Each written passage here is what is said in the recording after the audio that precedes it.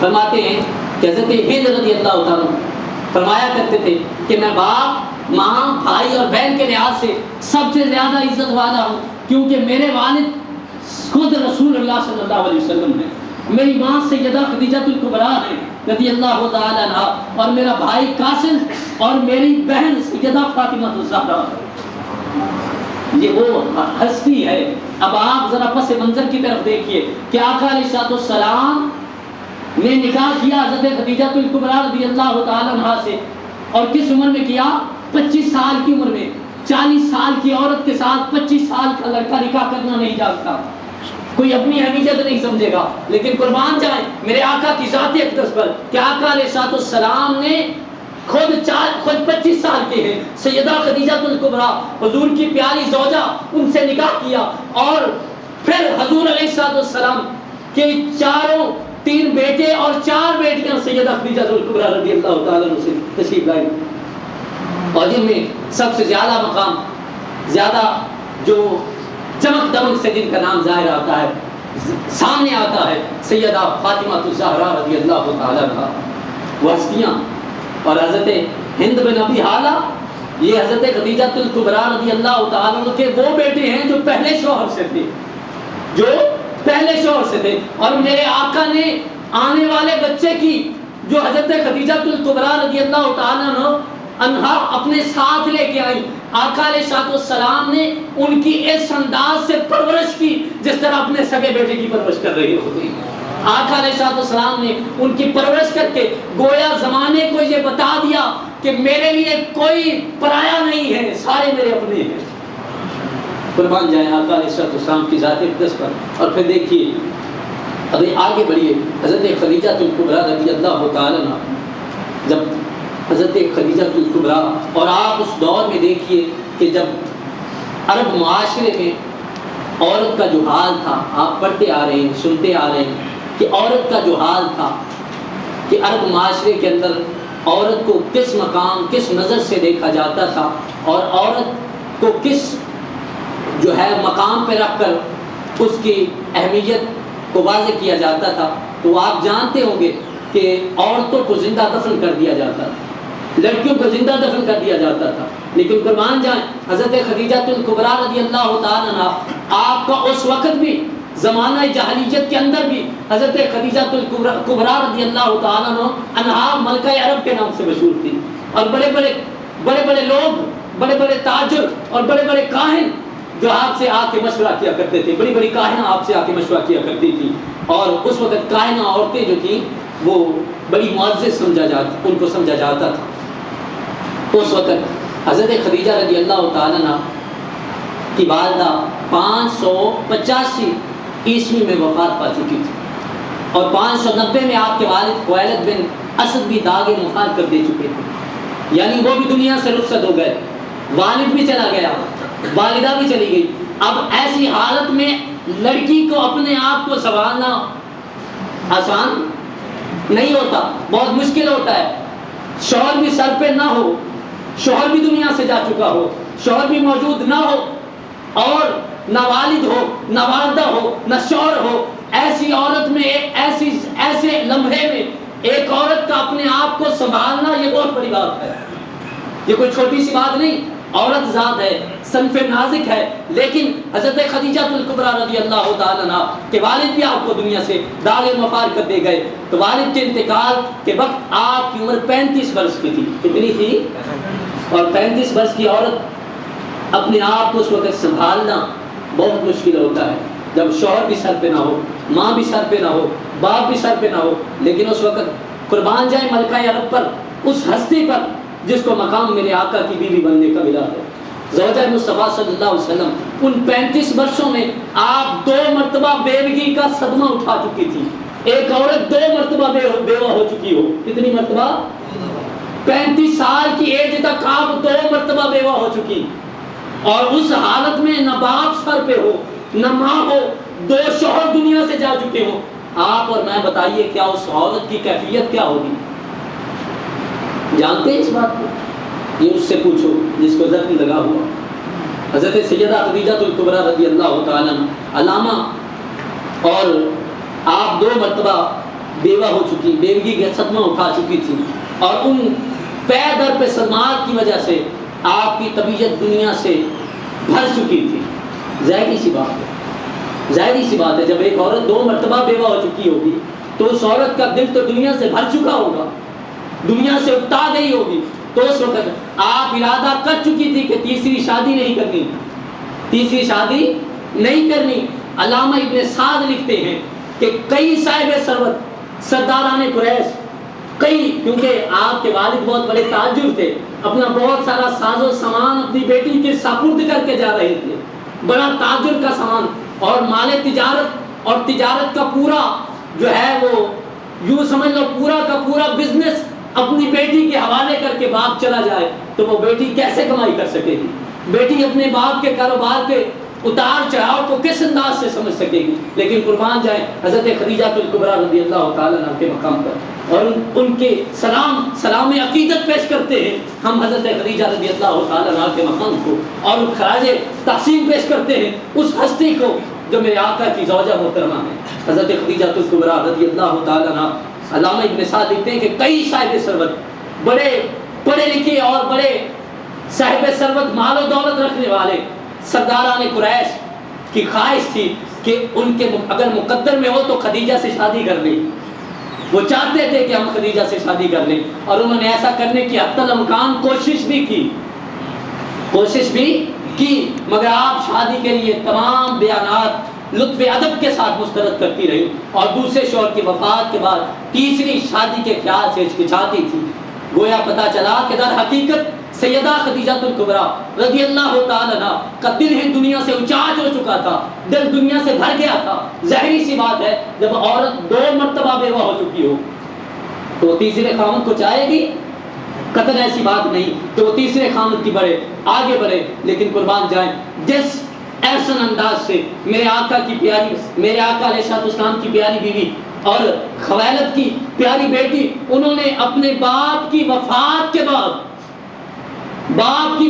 کے بعد جس انداز سے تجارت کو شغل بنایا، جس انداز سے بزنس کو چلایا، جس انداز سے تجارت اور لین دین کو جس ایمانداری کے ساتھ اور محبت اور اخوت کے ساتھ، بڑے بڑے جہاں سرداران قریش، بڑے بڑے بزنس مین بیٹھے ہوں، وہاں حضرت خدیجہ الکبریٰ رضی اللہ تعالیٰ عنہ جیسی بزنس مین آتے پورے کاروبار کو سنبھال لے، یہ میرے آقا کی زوجہ نہیں تو اور کون ہو سکتی ہے؟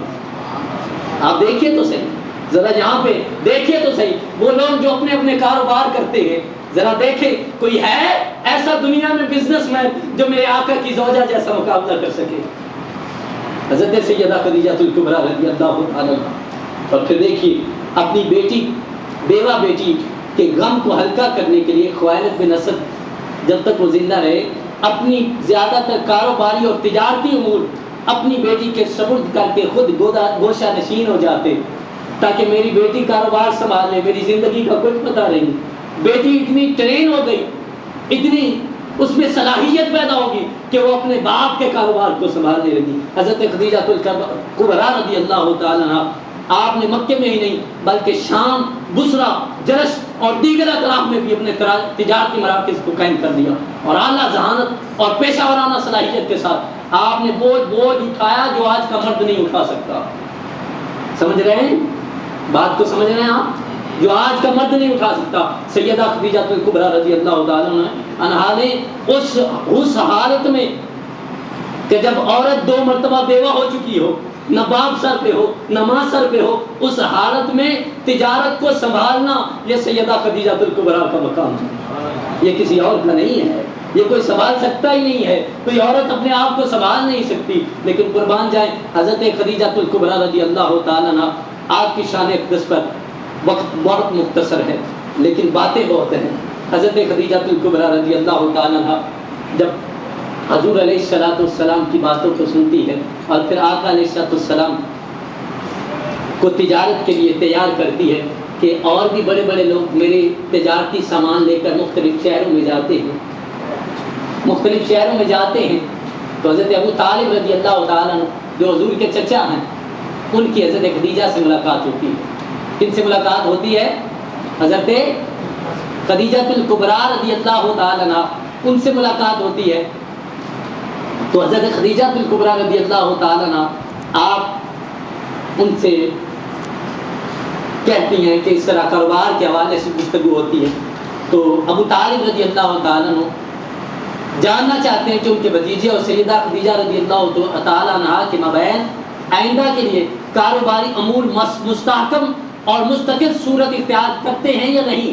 وہ یہ جاننا چاہتے ہیں۔ قربان جائیں، ابو طالب کی لونڈی پنجہ خانہ میں خدیجہ سے متحیر ہو متعجب واپس آئی اور ابو طالب کو یہ روداد سنائی کہ سیدہ خدیجہ الکبریٰ رضی اللہ تعالیٰ عنہ آپ صلی اللہ علیہ وسلم کی آنکھ پاتے ہی گھر کے دروازے سے باہر آ گئی، گھر کے دروازے سے باہر آ جاتی ہیں، گویا دروازے سے لگی ہوئی تھی۔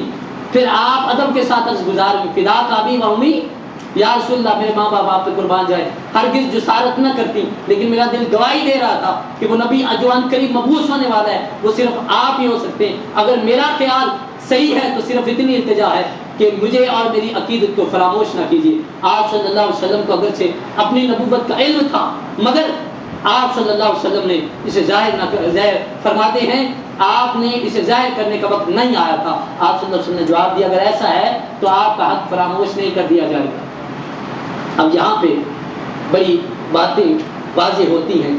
کہ حضرت خدیجہ الکبریٰ رضی اللہ تعالیٰ کا جب مال لے کر انہا کا مال لے کر حضور علیہ الصلوۃ والسلام شام کی طرف سفر کرتے ہیں تجارتی مال لے کر، اور خدیجہ الکبریٰ رضی اللہ تعالیٰ عنہ کا غلام میسرہ ساتھ ہے، حضور کے ساتھ جا رہا ہے، غلام جا رہا ہے۔ اب غلام جب وہ منڈی میں پہنچتا ہے، جب تجارت کا لین دین دیکھتا ہے اور میرے آقا کی رحمت کی برکتیں دیکھتا ہے اور جب واپس لوٹتا ہے تو آتے ہی میسرہ کہتا ہے خدیجہ خوش ہو جاؤ، میں نے عجیب حال دیکھا ہے، میں نے عجیب برکتیں دیکھی ہیں، اتنا منافع دیکھا ہے کہ اس سے پہلے بھی تمہارے لوگ تجارت کا مال لے کے جایا کرتے تھے، جتنا محمد مصطفیٰ صلی اللہ علیہ وسلم نے منافع کمایا ہے کسی کو ملا ہی نہیں ہے، کسی کو اتنا نفع ہوا ہی نہیں جتنا کاروبار میں سیدہ خدیجہ الکبریٰ تیرے مال میں محمد مصطفیٰ کما کے لائے ہیں۔ قربان جائے میرے آقا، گویا یہاں پہ ایک اور بات سامنے آتی ہے میرے بھائیوں، گویا خدیجہ الکبریٰ رضی اللہ تعالیٰ عنہ کے مال کو عزت میرے آقا نے بخشی ہے، مال خدیجہ الکبریٰ کا ہے، عزتیں بخشنے والا، منافع کما کے لانے والا میرا آقا ہے۔ گویا پتا چلا کہ جس مال کے ساتھ میرے آقا کی نسبت ہو جائے وہ مال منافع والا ہوتا ہے، گھاٹے والا نہیں ہوتا، وہ مال منافع والا ہوتا ہے، وہ مال گھاٹے والا نہیں ہوتا۔ حضرت خدیجہ الکبریٰ جب یہ ساری باتیں میسرہ سناتا ہے، حضرت خدیجہ الکبریٰ رضی اللہ تعالیٰ عنہ آپ کا غلام سناتا ہے کہ میں نے یہ حال دیکھا ہے، منافع بڑھتے دیکھا ہے، منافع ملتے دیکھا ہے، اور ان کی برکتیں دیکھی ہیں، ان کی بے شمار رحمتیں دیکھی ہیں، ان کا اٹھنا بیٹھنا میں نے دیکھا ہے، ان کا چلنا دیکھا ہے، ان کا بولنا دیکھا ہے، کتنے اخلاق والے ہیں، کتنی محبت والے ہیں، میں دیکھ کے حیران ہو گیا۔ سیدہ خدیجہ سنتی جاتی ہیں اور آنکھیں جھکاتی جاتی ہیں۔ قربان جائیں، جب یہ سارا سن لیتی ہیں، پھر جب عشق پاک پیادہ چلتا ہے، حضرت خدیجہ رضی اللہ تعالیٰ عنہ جب سارا کچھ سنتی ہیں پھر سوچتی ہیں خدیجہ یہ وہی ہے، ہم نے تو ساری باتیں اس لیے سنی تاکہ تیرے حسن تک پہنچے، تیرے حسن تک پہنچے۔ اب حسن تک پہنچنے کی بات آ گئی، جب قریب وقت جو آیا، حضرت خدیجہ الکبریٰ رضی اللہ تعالیٰ عنہ اپنی خادمہ کو نفیسہ کو بھیجتے ہیں کہ جا میرا ارادہ تو نہیں تھا تیسری شادی کا، جا میرے نکاح پہ لے کے حضور کی خدمت میں حاضر ہو جا، حضور کے خدمت میں حاضر ہو جا۔ وہ جاتی ہیں، نفیسہ گفتگو کی ابتدا میں عدم استحکام کا جو عذر پیش کرتی ہے، کا اس کا مطلب ہرگز یہ نہ تھا کہ آقا علیہ الصلوۃ والسلام مفلس ہیں، بلکہ مفہوم یہ تھا کہ 10:30 آپ کے پاس اتنی رقم موجود نہیں تھی، میرے آقا سخی ہیں، مال خدیجہ کا ہے، منافع میرے آقا دے رہے ہیں، منافع کون دے رہے ہیں؟ آقا دے رہے ہیں، لیکن جس سے شادی اور شادی کے بعد کی ضرورت پوری کی جا سکے، آپ نے یہ مطلب بھی لیا جا سکتا ہے کہ آپ صلی اللہ علیہ وسلم اس کام کے لیے اتنے عرصے تک توقف کرنا چاہتے تھے، ٹھہرنا چاہتے تھے۔ گویا حضور نے یہ ارشاد فرمایا کہ میں ٹھہرنا چاہتا ہوں، تو آپ صلی اللہ علیہ وسلم کے پاس اتنا سرمایہ اکٹھا ہو جائے کہ جس سے آپ صلی اللہ علیہ وسلم شادی اور اس کے بعد کے جملہ مصارف آسانی سے ادا کر سکے۔ بہرکیف عرب میں رسم نکاح نصرانیوں عیسائیوں، عرب میں یہ تھا کہ رسم نکاح جو تھا وہ نصرانیوں کی طرح اس بات پر موقوف نہ تھی بلکہ